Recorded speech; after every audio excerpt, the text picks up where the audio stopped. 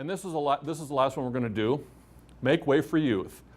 Josh has already given some great examples of how we should not be so concerned about age or generation, but whenever we engage with people of any age, we have the opportunity to learn something. I read a great book recently called Do Hard Things. It was written by two twin brothers that kind of took the mindset that they weren't being challenged enough by the adults in their lives, and that their goal was to take that challenge, that personal challenge that they saw for themselves, or that opportunity they saw for themselves, and do something special, even though they were still teenagers. And the whole book is about some of the activities they did, some of the things. They actually aligned themselves with a politician who was running for office, kind of an outside chance of winning, who had very little budget, was willing to take a chance on teenagers running a piece of his campaign for him. And I don't remember if he was elected or not, but the fact that they entrusted these teenagers with running some events, some campaign events, was pretty outstanding. And it's a great book.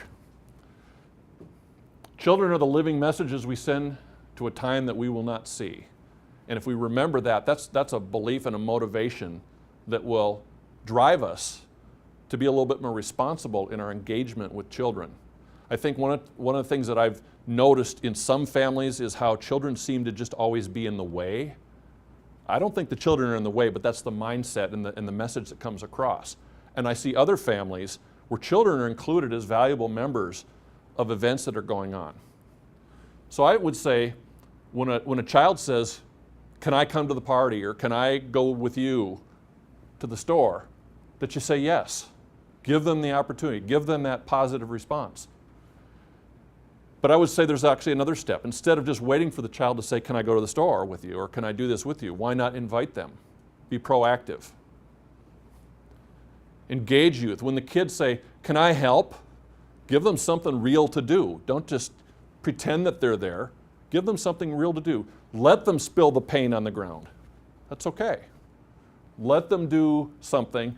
Obviously, you have to be concerned about safety and things like that, but why not let them experience that? And if you say you're not old enough, or "I'm afraid you'll get hurt," or those kinds of things, that puts barriers in front of the relationship that you have with that youth. And I would say also, when you do things with children, treat it like a partnership.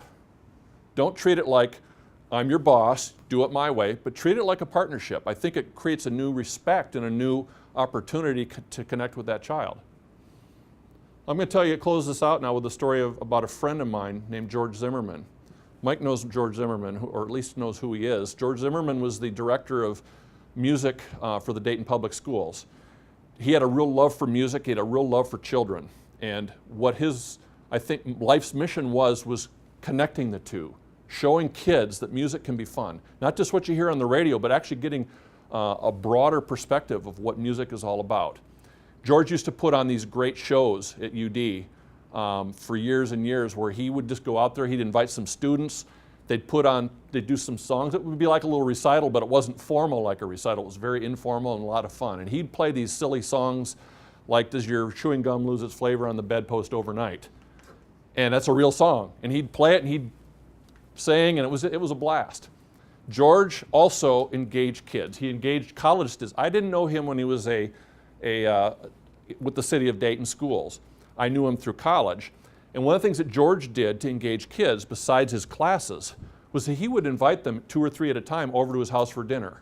And he'd cook dinner for them. And while you're there, you got to chat and you got to see his house, which was more like a museum than it was a house, because it had all kinds of memorabilia everywhere. But George engaged kids. And you know what? Nobody respected him less because he gave up his authority position by being your friend. In fact, if anything, people respected him more because he took time to be part of their lives. So anyway, I would say that being a professional incorporates all of these ideas. And I think as professionals, as leaders, professionals and leaders, the two terms are very similar, and there's a whole lot of overlap. But I think as professionals, we ought to think about these things because they fit into this. They fit into this right here. Anybody have any questions or comments you want to make before I turn this back over to Josh?